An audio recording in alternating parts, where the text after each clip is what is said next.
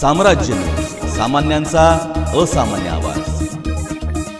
पूरग्रस्त शेतकरी, शेतमजूर आणि श्रमिक जनतेच्या पुनर्वसनाच्या मागणीसाठी अखिल भारतीय किसान सभा आणि सीटूच्या वतीने सोलापुरात बैलगाडी आक्रोश मोर्चा काढण्यात आला। शेकडो शेतकरी आपल्या बैलगाड्यांसह जिल्हा परिषद पूनम गेट येथून निघाले आणि जिल्हाधिकारी कार्यालयावर धडकले।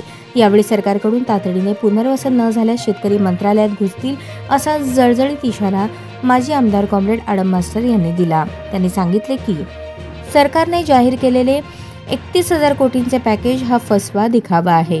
68 लाख हेक्टर शेतीचे नुकसान झाले असून शेतकऱ्यांना दिलासा मिळालेला नाही। अब्जावधींच्या सवलती उद्योगपतींना देणारे हेच सरकार पण पूरग्रस्त शेतकऱ्यांसाठी एक पैसाही देत नाही, अशी टीका त्यांनी केली। मोर्चा दरम्यान शेतकऱ्यांनी खरडा भाकरी खाऊन प्रतिकात्मक निषेध नोंदवला।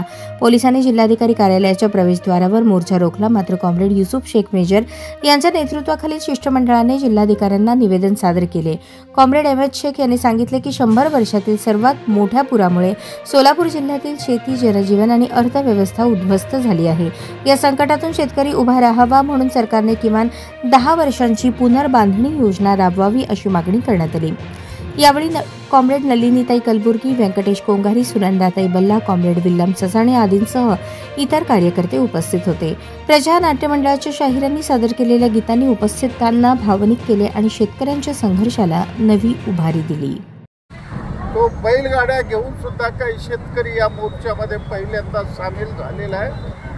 मी महाराष्ट्र शासनाच्या या कृतीचा निषेध करतो। शासनाने दिवाळीच्या आत अजून वेळ गेलेला आहे, ताबडतोबीनं त्यांनी या पॅकेजमध्ये सुधारणा करावं, शेतकरी उभं राहतील अशा पद्धतीनं त्यांनी एकरी 50,000 थर जाहीर करून सरसकट द्यावं आणि कर्जमाफी करावी ही महत्त्वाची। आणि त्याचप्रमाणे शेतमजुराला 25,000 रुपये त्यांनी द्यावं अशी आमची विनंती आहे।